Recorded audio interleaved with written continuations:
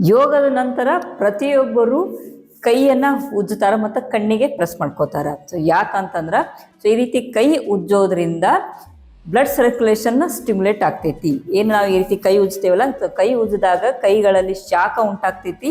ಹಾಗೆ ಕೈ ಮತ್ತು ಬೆರಳುಗಳಲ್ಲಿ ರಕ್ತ ಪರಿಚಲನೆ ಆಗ್ತೈತಿ. ಹಾಗೆ ಎನರ್ಜಿ ಪಾಯಿಂಟ್ಸ್ಗಳು ಕೂಡ ಆಕ್ಟಿವೇಟ್ ಆಗ್ತಾವು. ಹಾಗೆ ನಾವು ಈ ರೀತಿ ಕೈ ಉಜ್ಜಿ ಕಣ್ಣಿಗೆ ಪ್ರೆಸ್ ಮಾಡ್ಕೋತೀವಿ. ಅಂಗೈ ಬಿಸಿ ಏನಾಗಿರ್ತೈತಲ್ಲ, ಸೊ ಕಣ್ಣಿಗೆ ಪ್ರೆಸ್ ಮಾಡ್ಕೊಳ್ಳೋದ್ರಿಂದ ಕಣ್ಣುಗಳ ಸ್ನಾಯುಗಳು ವಿಶ್ರಾಂತಿ ಆಗ್ತಾವು. ಹಾಗೆ ಕಣ್ಣಿನ ಸುತ್ತಲ ರಕ್ತ ಪರಿಚಲನೆ ಕೂಡ ಆಗ್ತೈತಿ. ನಂತರ ಸೊ ಯೋಗ ಮುಗಿದ ನಂತರ ನಾವು ಈ ರೀತಿ ಮಾಡೋದ್ರಿಂದ ಸೊ ಯೋಗ ಅಂತ್ಯ ಆತಪ ಅನ್ನೋ ಸೂಚನೆ ಸಿಗ್ತೈತಿ.